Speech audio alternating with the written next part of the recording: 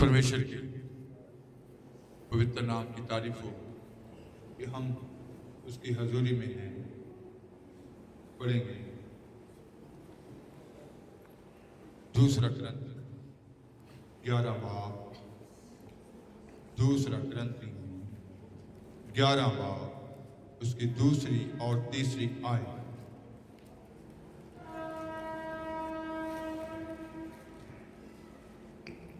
ਤੁਹਾਡੇ ਲਈ ਮੇਰੀ ਅਣਖ ਪਰਮੇਸ਼ਰ ਜਿਹੀ ਅਣਖ ਹੈ, ਇਸ ਲਈ ਜੋ ਮੈਂ ਇੱਕੋ ਹੀ ਪਤੀ ਨਾਲ ਤੁਹਾਡੀ ਕੁੜਮਾਈ ਕੀਤੀ, ਭਾਈ ਤੁਹਾਨੂੰ ਪਾਕ ਕੁਵਾਰੀ ਵਾਂਗੂ ਮਸੀਹ ਦੇ ਅਰਪਣ ਕਰਾਂ। ਪਰ ਮੈਂ ਡਰਦਾ ਹਾਂ ਭਾਈ ਕਿਤੇ ਇਉਂ ਨਾ ਹੋਵੇ ਕਿ ਜਿਵੇਂ ਸੱਪ ਨੇ ਆਪਣੀ ਖੱਚਰ ਵਿਦਿਆ ਨਾਲ ਹਵਾ ਨੂੰ ਭਰਮਾਇਆ, ਤੁਹਾਡੇ ਮਨ ਵੀ ਉਸ ਸਾਦਗੀ ਅਤੇ ਪਵਿੱਤਰਤਾਈ ਤੋਂ ਜੋ ਮਸੀਹ ਦੀ ਵੱਲ ਹੈ ਵਿਗੜ ਜਾਣ। क्योंकि मैं तुम्हारे विषय में ईश्वरीय धुन लगाए रहता हूँ, इसलिए कि मैंने एक ही पुरुष से तुम्हारी बात लगाई है कि तुम्हें पवित्र कवारी के समान मसीह को सौंप दूं। तो पौलुस कहता है कुरिन्थियों के लोगों को, क्या कहा उसने कि मैंने एक ही पुरुष के साथ तुम्हारी क्या की है? बात लगाई है। बात लगाई है, सगाई की है, कुड़माई की है, सगाई की है। कैसे? कि तुम्हें पवित्र कुवारी के कि तुम्हें पवित्र कुवारी के समान मसीह को सौंप दूं। मसीह को सौंप दूं। जैसे आप सीख चुके हैं कि दुल्हन को पवित्र कुवारी करके कहा गया है बाइबल में। क्या कहा गया? पवित्र कुवारी। एक कुवारियां हैं, एक पवित्र कुवारी, दोनों में फर्क है। जैसे 10 कुवारियां,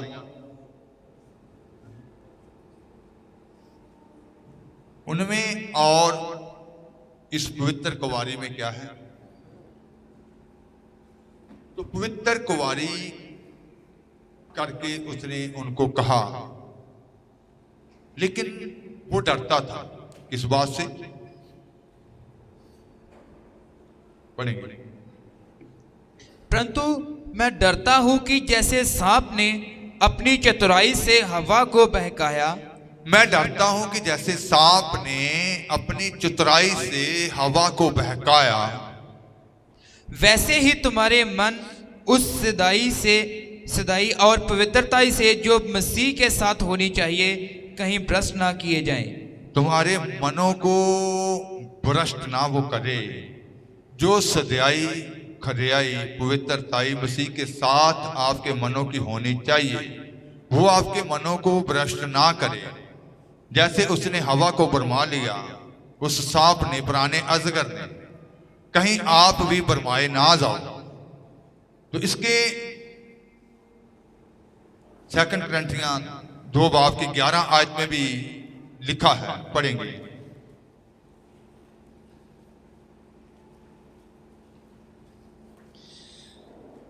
ਤੁਸੀਂ ਵੀ ਰਲ ਮਿਲ ਕੇ ਬੇਨਤੀ ਨਾਲ ਸਾਡਾ ਉਪਰਾਲਾ ਕਰੋ, ਭਾਈ ਉਹ ਦਾਤ ਜੋ ਬਹੁਤਿਆਂ ਦੇ ਰਾਹੀਂ ਸਾਨੂੰ ਮਿਲੀ। दूसरा कुरिन्थियों 2:11 कि शैतान का हम पर दाव ना चले, क्योंकि हम उसकी युक्तियों से अनजान नहीं। वो डरता था कि जैसे सांप ने, अजगर ने हवा को भरमा लिया, कहीं आपके मन भ्रष्ट ना हो जाएं। फिर क्या कहता है कि शैतान का हम पर किसी पर दाव ना चले। हम सब उसकी युक्तियों को क्या करते हैं? जानते हैं। कहता पंजाबी में ਭਾਈ ਸ਼ੈਤਾਨ ਸਾਡੇ ਨਾਲ ਹੱਥ ਨਾ ਕਰ ਜਾਏ, ਕਿਉਂ ਜੋ ਅਸੀਂ ਉਹਦਿਆਂ ਚਾਲਿਆਂ ਤੋਂ ਅਣਜਾਣ ਨਹੀਂ। कहता कि हम उसके चालों से अनजान नहीं हैं, हम सब उसकी युक्तियों को जानते हैं। तो जैसे प्रकाशित वाक्य 12 की 9 में लिखा है,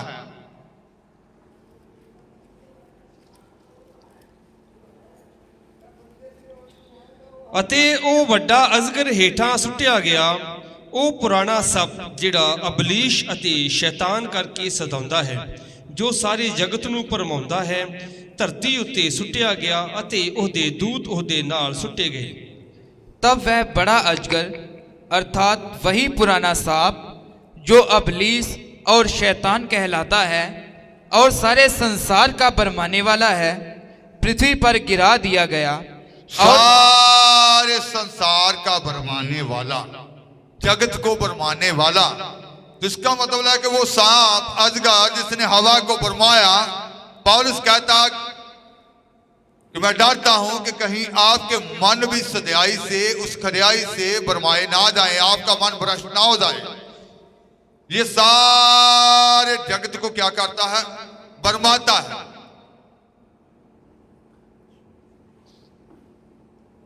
इसलिए उसने कहा कि हम शैतान के चालों से अनजान नहीं हैं, चौकसी से चलना होगा।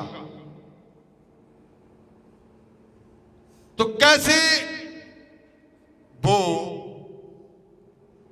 कौन कौन से तरीके इस्तेमाल करता है? आज जब इंसान मसीह में दाखिल हो जाता है, जब वो सच्चाई से खरियाई से चल रहा है, कौन कौन से तरीकों को इस्तेमाल करता है इंसान को भरमाने के लिए? कौन कौन से तरीके उसको गिराने के लिए वो इस्तेमाल करता है? ये अच्छे तरीके से इनको समझना है।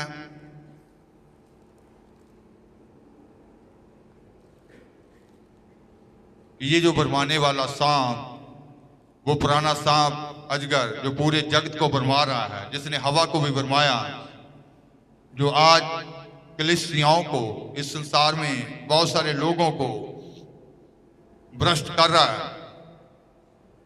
तो 3 तरीके हैं उसके। इन 3 तरीकों को समझना है। पढ़ेंगे पहला यूहन्ना उसका 2 बाब उसकी 16 आयत।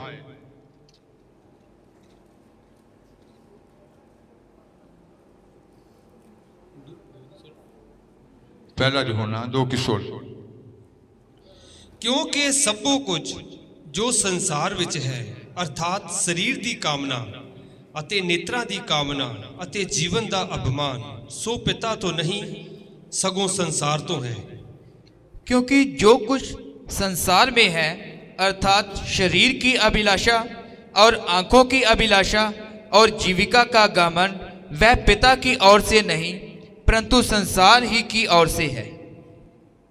तो यहां लिखा गया शरीर की अभिलाषा, दूसरा नंबर नेत्रों की कामना, तीसरा नंबर जीविका का घमंड, जीविका का घमंड। तो पहले नंबर पर हम सीखेंगे कि शरीर की अभिलाषा।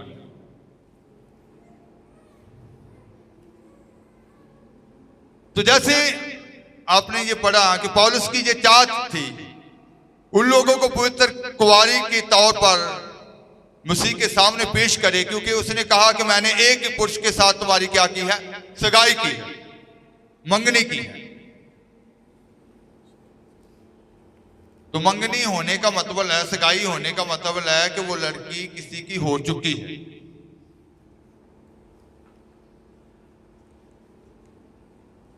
तो वो नहीं चाहता था कि ये जो दुल्हन जिसकी एंगेजमेंट हो चुकी है ये भ्रष्ट हो जाए। भरमाने वाले सांप ने, अजगर ने हवा को भरमा दिया, कहता कि हम उसके चालों से अनजान नहीं। तो पहली बात है शारीरिक अभिलाषा। तो शारीरिक अभिलाषा के बारे में आज हम संसार में देख रहे हैं कि पाप कितने जोर से बढ़ रहा है। नौजवान लड़के लड़कियां शरीर की कामना के कारण उस पाप के जाल में कैसे फंस रहे हैं। इस संसार में कितनी बलात्कार की घटनाएं आप न्यूज़पेपर पर पढ़ते हैं, रेप की घटनाएं न्यूज़पेपर में पढ़ते हैं। ये शरीर की कामना, तो बाइबल में भी ऐसी घटनाएं वापरी, लेकिन उसका अंत क्या हुआ? दूसरा शमूएल 13 बाब उसकी 11 से 14 तक, फिर उसके बाद 28 और 29। दूसरा शमूएल अमनोन जिसने ये शरीर अभिलाषा, उसके खाने पीने की अभिलाषा, ये काम वासना उसके ऊपर जब हैवी हुई तो उसने जो पाप कर दिया जब, तो उसका अंत क्या हुआ? 11 से 14, फिर 28 और 29। ਜਦ ਉਹ ਭੋਜਨ ਉਹਦੇ ਖਵਾਉਣ ਲਈ ਉਹਦੇ ਸਾਹਮਣੇ ਲੈ ਆਈ ਤਾਂ ਉਹਨੇ ਉਸ ਨੂੰ ਫੜ ਲਿਆ ਅਤੇ ਉਸ ਨੂੰ ਆਖਿਆ, ਕੁੜੇ ਮੇਰੇ ਨਾਲ ਭੋਗ ਕਰ। ਉਹ ਬੋਲੀ, ਨਹੀਂ ਮੇਰੇ ਭਾਈਆਂ, ਮੇਰੇ ਨਾਲ ਜ਼ਬਰਦਸਤੀ ਨਾ ਕਰ, ਕਿਉਂ ਜੋ ਇਸਰਾਇਲ ਵਿੱਚ ਅਜਿਹਾ ਕੰਮ ਕਰਨਾ ਯੋਗ ਨਹੀਂ। ਤੂੰ ਅਜਿਹੀ ਮੂਰਖਤਾਈ ਨਾ ਕਰ, ਮੈਂ ਆਪਣਾ ਕਲੰਕ ਕਿੱਥੇ ਲਾਵਾਂਗੀ ਅਤੇ ਤੂੰ ਇਸਰਾਇਲ ਦੇ ਘੱਟਿਆਂ ਵਿੱਚੋਂ ਇੱਕ ਘੱਟਾ ਹੋਵੇਗਾ। ਤੂੰ ਹੁਣ ਪਾਤਸ਼ਾਹ ਨੂੰ ਬੋਲ, ਉਹ ਮੈਨੂੰ ਤੇਥੋਂ ਨਾ ਕਰੇਗਾ। ਪਰ ਉਹਨੇ ਉਸ ਦੀ ਗੱਲ ਨਾ ਮੰਨੀ ਅਤੇ ਉਸ ਦੇ ਨਾਲ ਤਕੜਾ ਹੋਣ ਦੇ ਕਾਰਨ ਉਹਦੇ ਨਾਲ ਜ਼ਬਰਦਸਤੀ ਕੀਤੀ ਅਤੇ ਸੰਗ ਕੀਤਾ। 28 और 29।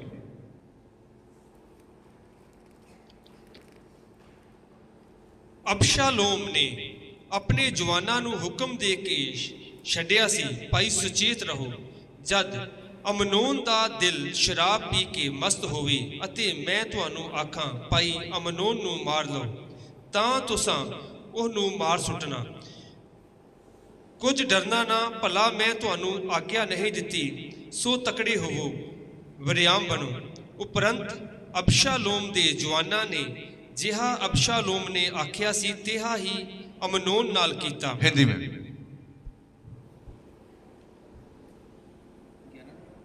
हाँ जी। तब वह उनको उसके खाने के लिए निकट ले गई। तब उसने उसे पकड़कर कहा, हे मेरी बहन, आप मुझसे मिल। उसने कहा, हे मेरे भाई, ऐसा नहीं, मुझे भ्रष्ट ना कर, क्योंकि इस्राएल में ऐसा काम होना नहीं चाहिए। ऐसी मूर्ता का काम ना कर, फिर मैं अपनी नामधराई लिए हुए कहाँ जाऊंगी, और तू इस्राएलियों में एक मूर्ख गिना जाएगा। तू राजा से बातचीत कर, वह मुझको तुझे ब्याह देने के लिए मना ना करेगा। परंतु उसने उसकी ना सुनी और उससे बलवान होने के कारण उसके साथ कुकर्म करके उसे भ्रष्ट किया। तब अबशालोम ने अपने सेवकों को आज्ञा दी, सावधान रहो, और जब अमनोन दाखमधु पीकर नशे में आ जाए और मैं तुमसे कहूँ अमनोन को मारो, तब निडर होकर उसको मार डालना। क्या इस आज्ञा का देने वाला मैं नहीं हूँ? हया बांधकर पुरुषार्थ करना। अतः अबशालोम के सेवकों ने अमनोन के साथ अबशालोम की आज्ञा के अनुसार किया। तब सब तो लिखा गया है कि अमनोन जो था, उसकी शरीर कबलाठा जो थी उसको पाप की ओर ले गई। तो उसने जबरदस्ती वो पाप किया, जिसका अंत क्या हो गया? मृत्यु। लड़की के भाई अबशालोम ने अपने सेवकों को कहा कि जब अमनोन नशे में चूर हो तब आप उसको क्या कर दो? खत्म कर दो। तो आज भी ऐसे संसार में हम घटनाएं देखते हैं कि कितनी मौतें ऐसे हो जाती हैं, कितने जबरदस्ती के केस आते हैं। तो ये शरीर की अभिलाषा जो है उसका अंत क्या है? मृत्यु। शरीर की कामना वो मृत्यु की ओर ले जाती है। दूसरा, शरीर की अभिलाषा, जो शरीर का अभिलाषा है। दूसरा राजा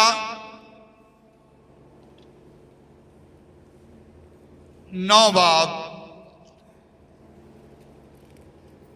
30 आयत से लेकर 37 आयत तक।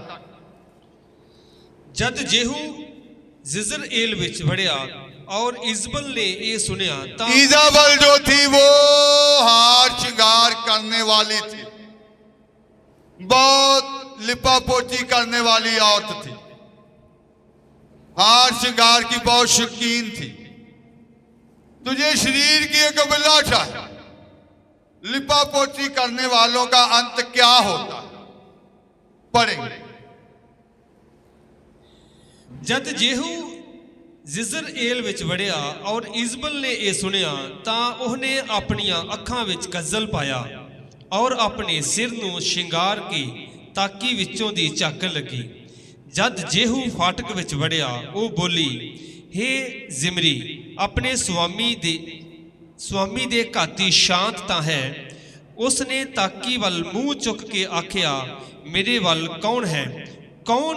ਅਤੇ 2-3 ਖੋਜਿਆਂ ਨੇ ਉਹਦੀ ਵੱਲ ਝਾਕਿਆ ਤਾਂ ਉਸ ਨੇ ਆਖਿਆ, ਉਹਨੂੰ ਹੇਠਾਂ ਡੇਗ ਦਿਓ।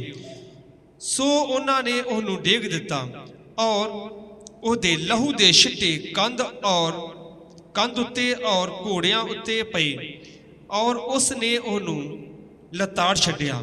ਜਦ ਉਸ ਨੇ ਅੰਦਰ ਵੜ ਕੇ ਖਾਧਾ ਪੀਤਾ ਤਾਂ ਉਸ ਨੇ ਆਖਿਆ, ਇਸ ਸ਼ਰਾਬੀ ਤੀਵੀ ਨੂੰ ਸਾਂਭੋ ਔਰ ਉਹਨੂੰ ਦੱਬ ਦਿਓ, ਕਿਉਂ ਜੋ ਉਹ ਇੱਕ ਪਾਤਸ਼ਾਹ ਦੀ ਧੀ ਹੈ।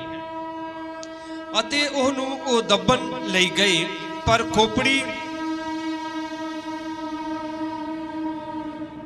ਖੋਪੜੀ ਔਰ ਪੈਰਾਂ ਔਰ ਉਹਦੇ ਹੱਥਾਂ ਦੀਆਂ ਹਥੇਲੀਆਂ ਤੋਂ ਬਿਨਾਂ ਕੁਝ ਵੀ ਨਾ ਮਿਲਿਆ। ਤਦ ਉਹ ਮੁੜ ਆਏ ਔਰ ਉਹਨੂੰ ਇਹ ਦੱਸਿਆ ਤਾਂ ਉਸ ਨੇ ਆਖਿਆ, ਇਹ ਯਹੋਵਾ ਦਾ ਇਹੋ ਬਚਨ ਹੈ ਜਿਹੜਾ ਉਸ ਨੇ ਆਪਣੇ ਦਾਸ ਏਲੀਆ ਤਿਸ਼ਬੀ ਦੇ ਰਾਹੀਂ ਆਖਿਆ ਸੀ, ਭਾਈ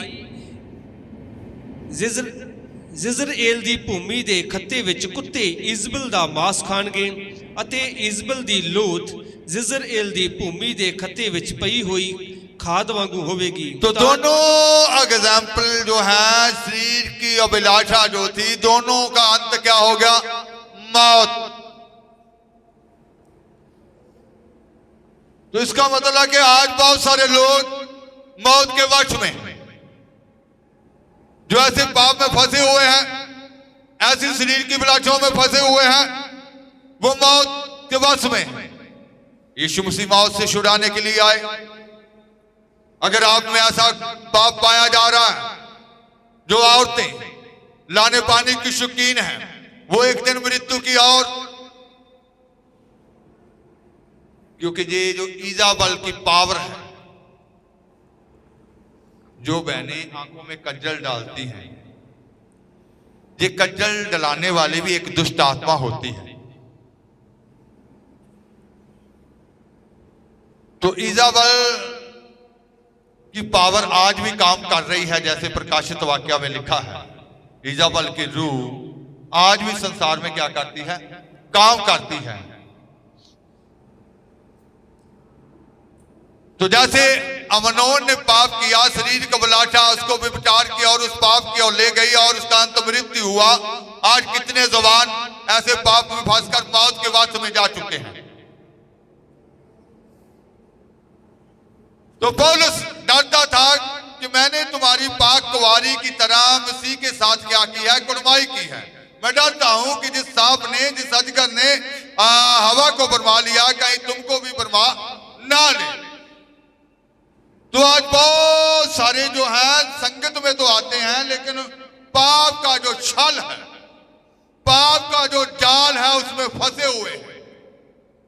आपने इधर सिर्फ फॉर्मेलिटी पूरी करने के लिए नहीं आना है।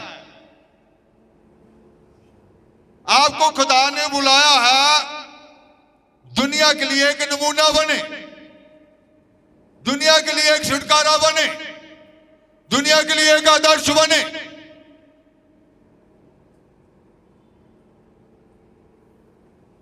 दूसरों को दिखावे के लिए दुआ मत करो, दिल से दुआ करो।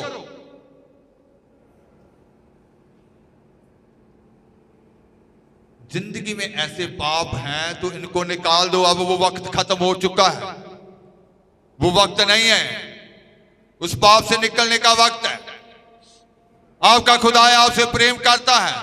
आपका खुदा जिसने आपको अपनी दुल्हन होने के लिए बुलाया है, वो आपके अपराधों को नहीं देखता, वो आपके पापों को नहीं देखता। उसने आपको क्षमा कर दिया है। वो चाहता है कि आज के बाद आप पवित्रताई का जीवन व्यतीत करें, शुद्धताई का जीवन व्यतीत करें, कामलताई का जीवन व्यतीत करें। तो ये शैतान का, क्योंकि पौलुस ने कहा कि हम शैतान के चालों से अनजान नहीं, तुझे पहला तरीका है कि वो शरीर के अंदर वो कामना को प्रकट करके वो उनसे क्या कराता है, वो पाप कराता है, जिसका अंत क्या हो जाता है, मौत हो जाता है।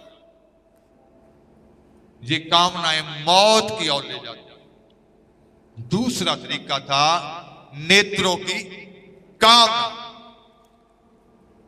शैतान दूसरा तरीका इस्तेमाल करता है, नेत्रों की कामना। तो जैसे उत्पत्ति 3:6 में लिखा गया है, पढ़ेंगे हिंदी में।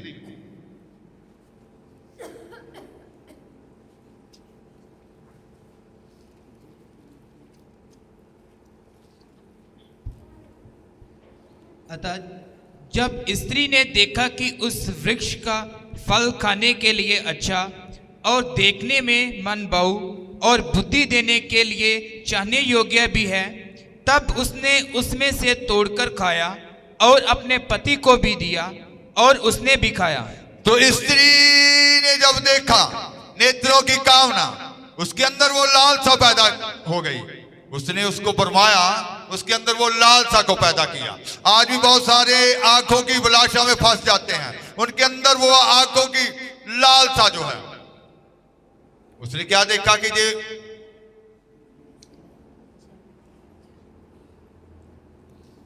किसके लिए फल है, और उसने क्या देखा, फिर से पढ़ेंगे। जब स्त्री ने देखा कि उस वृक्ष का फल खाने के लिए अच्छा और देखने में मनभाऊ और बुद्धि देने के लिए चाहने योग्य भी है। तो ऐसे लगता है जैसे उस खुदा ने उसको बुद्धि नहीं दी थी, लेकिन इसमें लिखा गया कि उसको बुद्धि दी गई।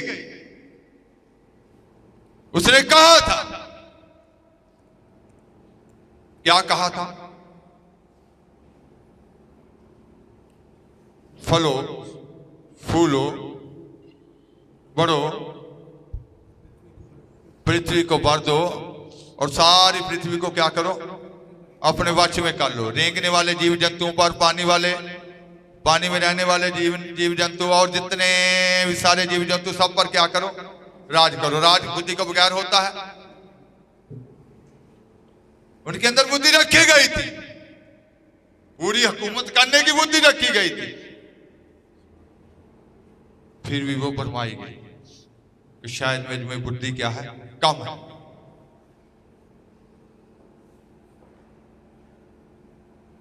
उन्होंने बढ़ना था, बढ़ने के लिए उनके अंदर समझ रखी गई थी कैसे संसार में बढ़ना है, कैसे इन पर हुकूमत करनी है, कैसे राज करना है, कैसे इनको वश में रखना है, वो समझ दी गई थी।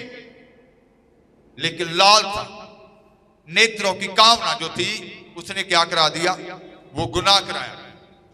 योशुआ 7 बाब उसकी 21 और 22 है।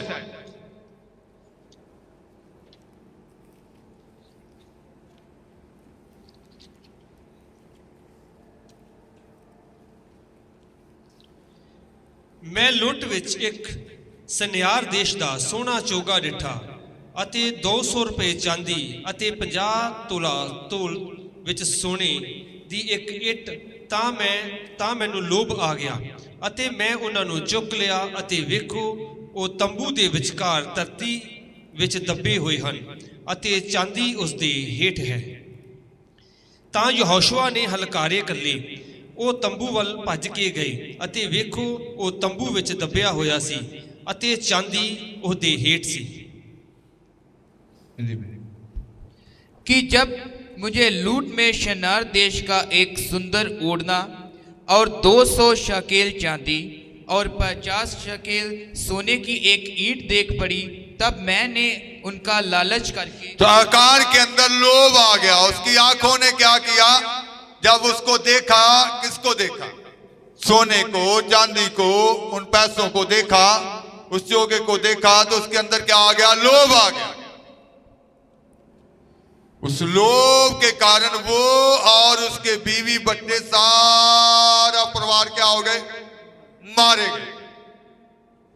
तो किसने बरमाया, पीछे वो बरमाने वाला पुराना सांप अजगर, उसके अंदर लोभ पैदा किया, लालसा पैदा किया, नेत्रों की कामना, आंखों के अंदर वो लालसा पैदा की, जिसके कारण उसके अंदर क्या आ गया, लालच आ गया। तो उस लालच के कारण वो पूरा परिवार ही क्या हो गए, खत्म हो गए। फिर दूसरा सैमुएल 11 बाब उसकी 2 है।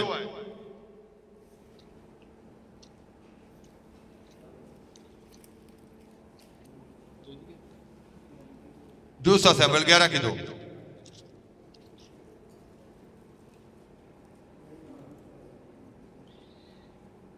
ਇੱਕ ਦਿਨ ਸੰਧਿਆ ਵੇਲੇ ਅਜਿਹਾ ਹੋਇਆ ਜੋ ਦਾਊਦ ਆਪਣੀ ਮੰਜੀ ਉੱਤੋਂ ਉੱਠ ਕੇ ਸ਼ਾਹੀ ਮਹਿਲ ਦੀ ਛੱਤ ਉੱਤੇ ਫਿਰਨ ਲੱਗਾ ਅਤੇ ਉੱਥੋਂ ਉਸਨੇ ਇੱਕ ਤੀਵੀਂ ਨੂੰ ਡਿੱਠਾ ਜੋ ਨਹਾਉਂਦੀ ਪਈ ਸੀ ਅਤੇ ਉਹ ਤੀਵੀਂ ਵੇਖਣ ਵਿੱਚ ਢਾਢੀ ਸੋਹਣੀ ਸੀ। सांझ के समय दाऊद पलंग पर से उठकर राजभवन की छत पर टहल रहा था और छत पर से उसको एक स्त्री जो अति सुंदर थी नहाती हुई देख पड़ी। तो दाऊद ने अपने महल की छत से क्या देखा कि एक औरत जो अति सुंदर थी उसको नहाते हुए देखा। तो आंखों के अंदर जो कामना थी उसने उससे क्या करा दिया, पाप करा दिया। तो उसके पाप की सजा जो थी, जो दंड था दाऊद को मिला खुदा की ओर से, उसको उस सजा को क्या करना पड़ा, भोगना पड़ा। उस सजा को अपने जीवन में लेना पड़ा। उसकी नेत्रों की कामना ने उसने अपने महल की छत से उस स्त्री को नहाते हुए देखा। तो इसका मतलब है कि आज बहुत सारे नेत्रों की कामना में फंसे हुए हैं। आंखों की अभिलाषा जो है उनसे वो गुनाह करा रही है। वो संगत में भी आते हैं लेकिन आंखों की जो अभिलाषा है उनको खुदा के सामने एक दोषी बना देती है, जिससे वो खुदा से क्या पाते हैं, दंड पाते हैं।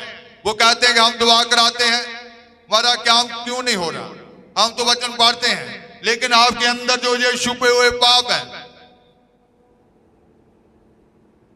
शरीर की अभिलाषा, नेत्रों की कामना, ये जो पाप है आपके अंदर, वो आपको आगे बढ़ने से क्या कर रहे हैं, रोक रहे हैं। वो आपकी मौत का कारण बन रहे हैं, वो आपके दुख का कारण बन रहे हैं, वो आपके लिए एक रुकावट है। वो पाप ही आपके जीवन में एक रुकावट बना हुआ है। वो एक ऐसा पत्थर है जो आपको आगे बढ़ने से रोक रहा है। आपको ऐसे पापों से निकलना पड़ेगा, आंखों की अभिलाषा से निकलना पड़ेगा। आज आंखों की जो अभिलाषा है वो बहुत सारे लोगों को उस जाल में फंसाए हुए हैं। जैसे बहने कोई लेडीज अच्छा सूट पहन कर आएगी तो तुरंत नजर कहां जाएगी, उसके सूट पर। बंदगी समाप्त होगी, वो ये नहीं पूछेंगी कि आज वचन कौन सा हुआ, सूट कितने का लिया, कहां से खरीदा। नेत्रों की काम।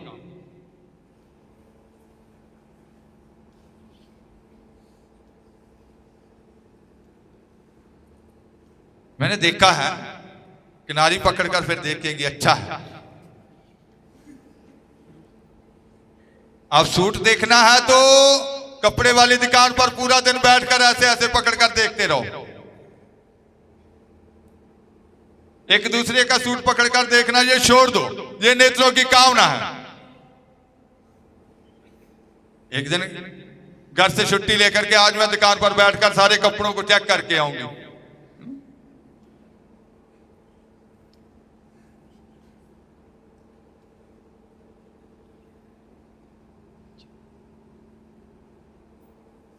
लास्ट में वो यही कह देंगे ना कि बहन जी अगर खरीदना नहीं था तो हमारा टाइम वेस्ट क्यों किया। नेत्रों की कामना, अभिलाषा, इसको खत्म करना पड़ेगा, आंखों को शुद्ध करना पड़ेगा। इसलिए यीशु ने कहा था अगर तेरी आंख निर्मल है, तेरी आंख निर्मल है तो तेरा सारा शरीर भी क्या है, चानन है। Hallelujah, hallelujah, hallelujah. तो आंखों की जो कामना है जो इंसान को बर्मा लेती है, तो पौलुस ने भी कहा कि मैं डरता हूं कि वही सांप जिसने हवा को बरमाया कहीं तुमको भी क्या करना कर ले, बरमा न ले। कहीं तुमको भी तुम्हारे मन जो मसीह के साथ सादगी के होने चाहिए, पवित्रताई से होने चाहिए, कामलताई से होने चाहिए, कहीं वो मन भ्रष्ट ना हो जाए।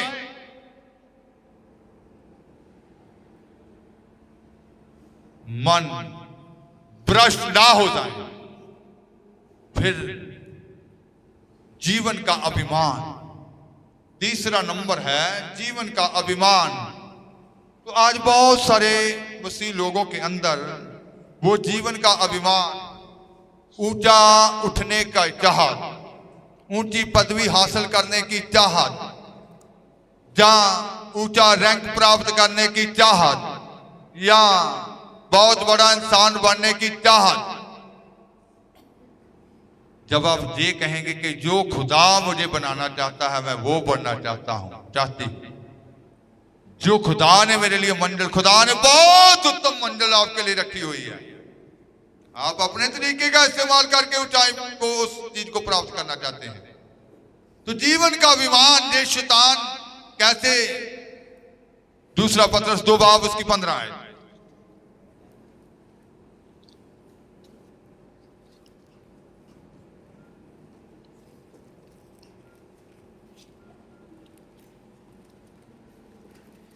ਉਹ ਸਿੱਧੇ ਰਾਹ ਨੂੰ ਛੱਡ ਕੇ ਕੁਰਾਹ ਪੈ ਗਏ ਅਤੇ ਬਿਓਰ ਦੇ ਪੁੱਤਰ ਬਲਿਆਮ ਦੇ ਮਾਰਗ ਹੋ ਤੁਰੇ, ਜਿਹਨੇ ਕੁਧਰਮ ਦੀ ਮਜ਼ਦੂਰੀ ਨੂੰ ਪਿਆਰਾ ਜਾਤਾ।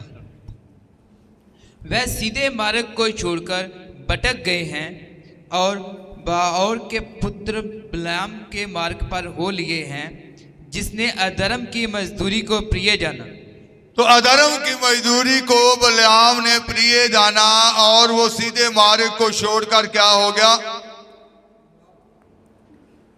गलत रास्ते पर चलना शुरू कर दिया, भटक गया उस रास्ते से। आज भी कुधर्म की मजदूरी जो है, पैसे का लोभ जो है, वो बहुत सारे लोगों को सीधे मार्ग से क्या कर देता है, भटका देता है।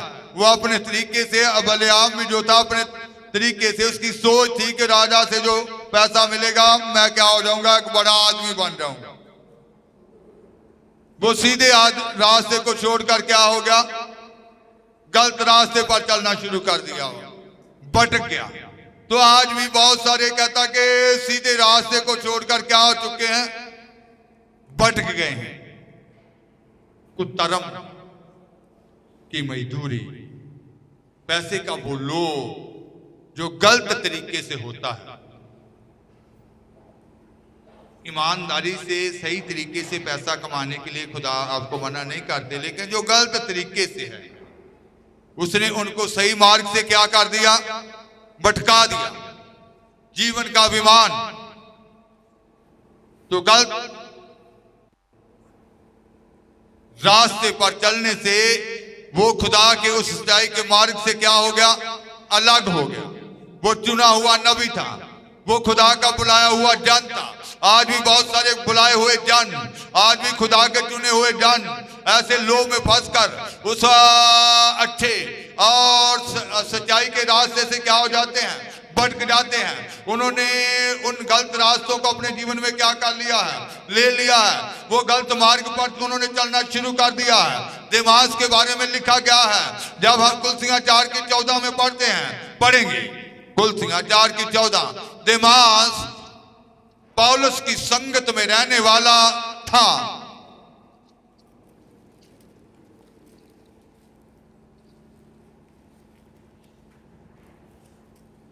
ਲੂਕਾ ਪਿਆਰਾ ਵੈਦ ਅਤੇ ਦੇਮਾਸ਼ ਤੁਹਾਡੀ ਸੁਖ ਸ਼ਾਂਤ ਪੁੱਛਦੇ ਹਨ।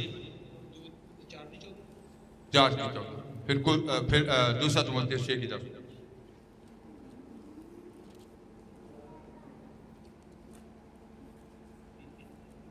कुलसियां 4:14। ਲੂਕਾ ਪਿਆਰਾ ਵੈਦ ਅਤੇ ਦੇਮਾਸ਼ ਤੁਹਾਡੀ ਸੁਖ ਸ਼ਾਂਤ ਪੁੱਛਦੇ ਹਨ। हाँ जी, दूसरा तिमुथियुस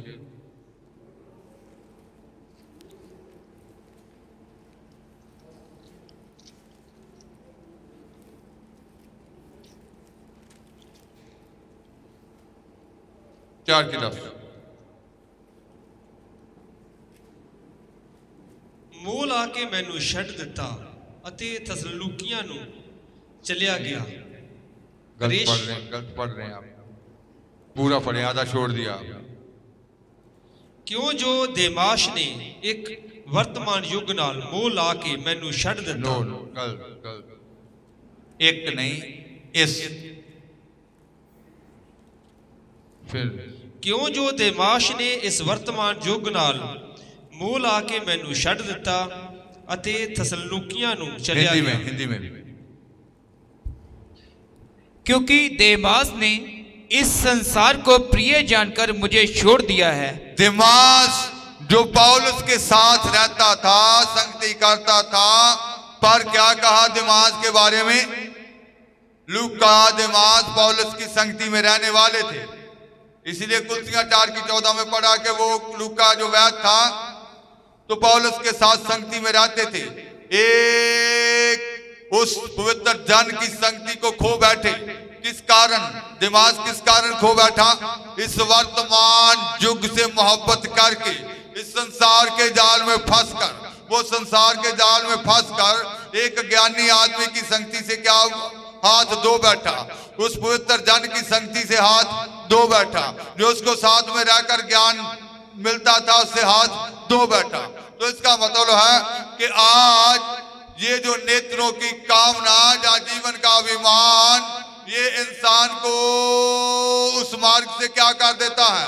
भटका देता है। इसलिए पतरस ने कहा 2 बाब उसकी 20 आयत, दूसरा पतरस 2:20, जेकर वो प्रभु अते मुक्तिदाता यीशु मसीह दे ज्ञान दे द्वारा संसार दे गंदमंद तो बच के उस विच मुड़ के फसन अते हठारू हो जान तां उन्हां दा पिछला हाल पहले नालों बुरा होया।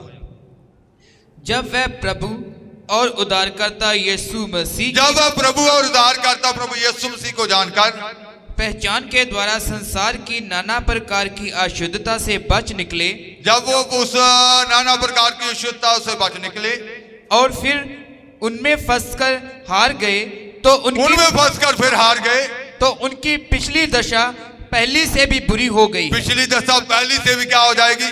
बुरी हो जाएगी, क्योंकि उन्होंने जान लिया था सच्चाई को, फिर उस जाल में क्या हो गए? फंस गए। तो इसका मतलब है कि आज शैतान जो है वो शत्रु है।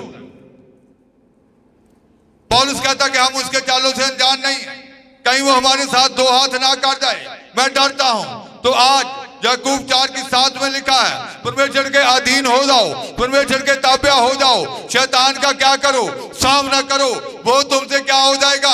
भाग जाएगा।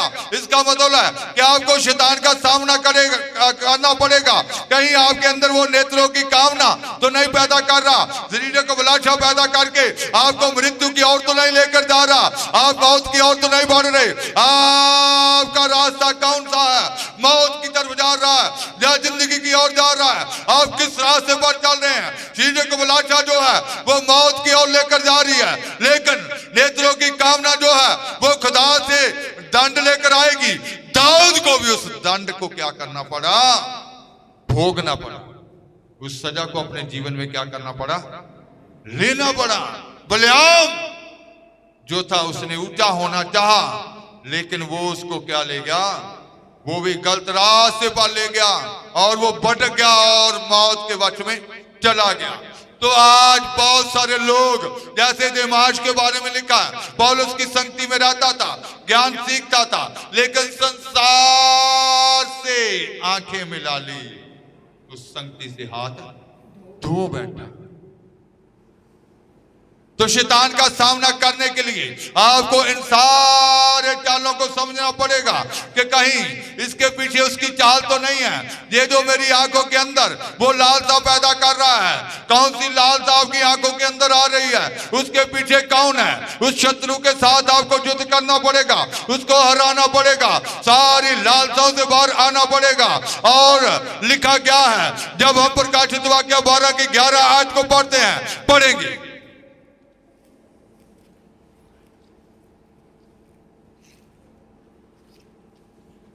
प्रकाशित वाक्य 12:11,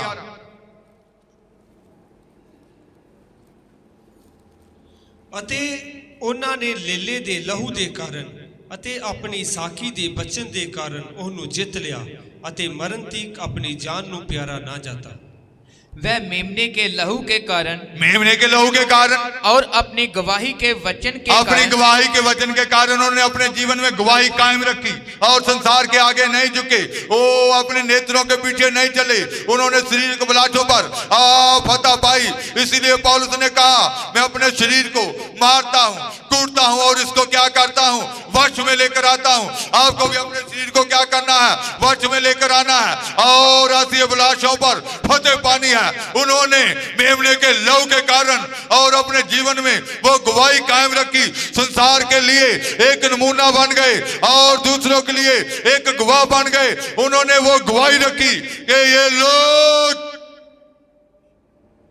पवित्रताई का जीवन व्यतीत करते हैं, ये सच्चाई में चलते हैं, ये खरियाई में चलते हैं, इनके जीवन बहुत शुद्ध है। लोगों के लिए एक नमूना बने और गवाही कायम की अपने जीवन में और उस वचन के द्वारा उस शैतान के ऊपर क्या पाई, फतह पाई। इस वचन के द्वारा उन्होंने उसके ऊपर क्या पाई, जीत पाई। तो इसलिए पहला यूहन्ना उसकी 2 बाब 15 और 17 आए, 15 और 17 आए।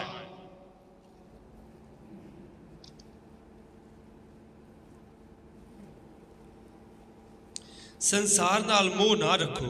इसलिए कहता कि संसार से मोह ना रखो। हिंदी में, तुम ना तो संसार से और ना संसार में की वस्तुओं से प्रेम रखो। यदि कोई संसार से प्रेम रखता है तो उसमें पिता का प्रेम नहीं है। संसार में संसार की वस्तुओं से प्रेम ना रखो। यदि कोई संसार से मोह रखता है तो उसमें पिता का प्रेम नहीं है। 17 संसार और उसकी अभिलाषाएं दोनों मिटते जाते हैं, संसार और उसकी अभिलाषाएं दोनों क्या हो जाएंगी, खत्म हो जाएंगी, मिट जाएंगी। पर जो परमेश्वर की इच्छा पर चलता है वह सर्वदा बना रहेगा। जो परमेश्वर की इच्छा पर चलता है वह सर्वदा बना रहेगा। किस बात में बना रहेगा, किस बात में बना रहेगा, वो ईमान में बना रहेगा, वो खुदा के वचन में बना रहेगा, वो खुदा की इच्छा में बना रहेगा।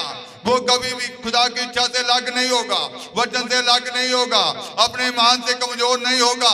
वो उसमें बना रहेगा, नेता में प्रेम में बना रहेगा और खुदा के कलाम में बना रहेगा। वो उससे अलग नहीं होगा, वो उसमें कायम पाया जाएगा।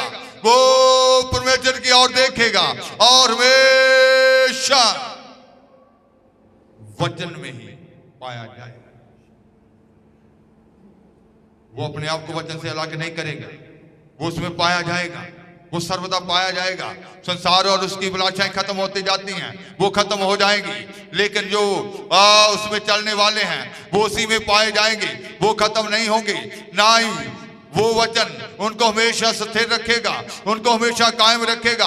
तो आज आपने उसमें सर्वदा बने रहना है। उसमें बने रहने का मतलब ईमान में बने रहना और वचन में बने रहना और खुदा की इच्छा में बने रहना।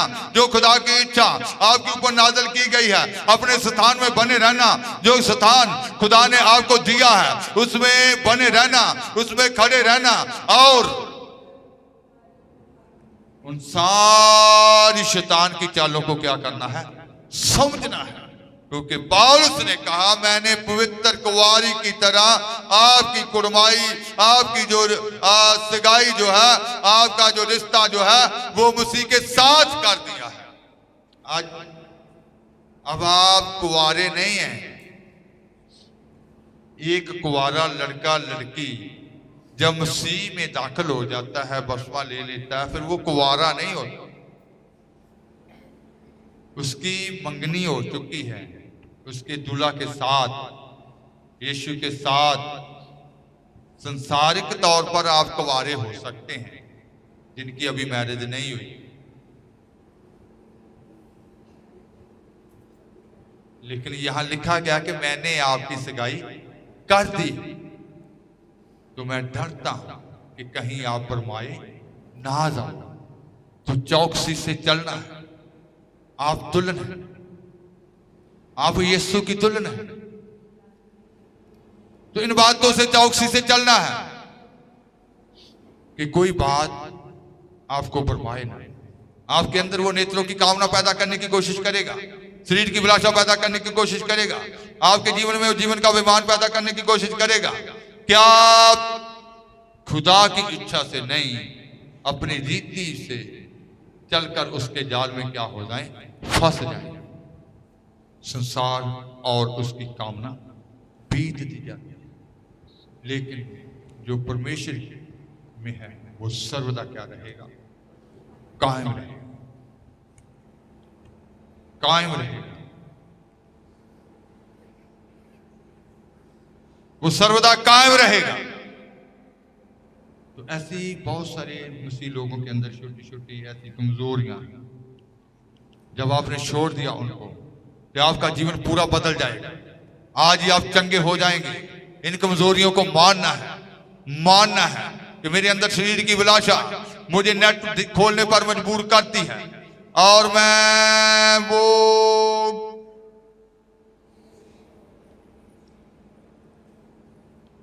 समझ गए बाकी आप।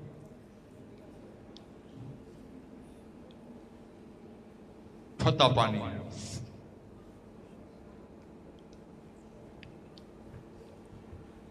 खड़ा वचन पे रहूं, पहने मैं तुझको रहूं, खड़ा वचन पे रहूं, पहने मैं तुझको रहूं, आंखें बस तुझ पे रहे, सदा फतामंद रहूं, आंखें बस तुझ पे रहे, चलता फतामंद रहूं, सयून में गाऊं सदा,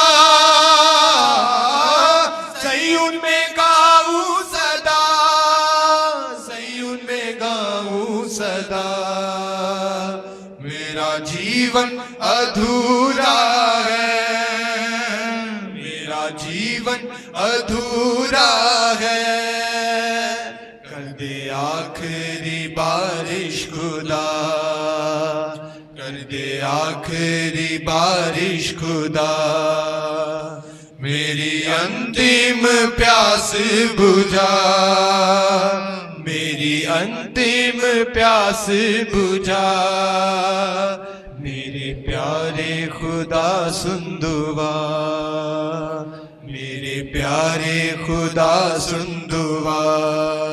तो आपके अंदर पवित्रता की प्यास आनी चाहिए। जब तक आप प्यासे नहीं हैं,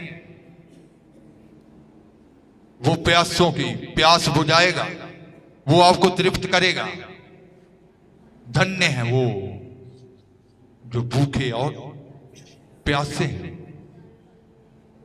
अगर आप में भूख है, उस पवित्रता की भूख है, अगर आप में वो प्यास है कि आप शुद्ध हो जाएं, आप शरीर की अभिलाषा से, नेत्रों की कामना से, जीवन के विमान से आजाद हो जाएं, तो आप आजाद होंगे, आप शुद्ध होंगे, आप कामिल होंगे। आज ही अपने आप को शुद्ध होने के लिए सौंप दें। आपका खुदा आज से आपकी कमजोरियों से आपको बाहर निकालेगा।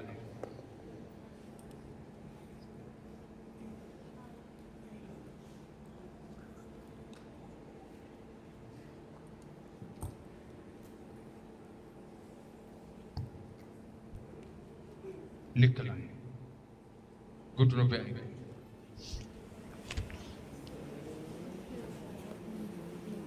थोड़ी देर दुआ।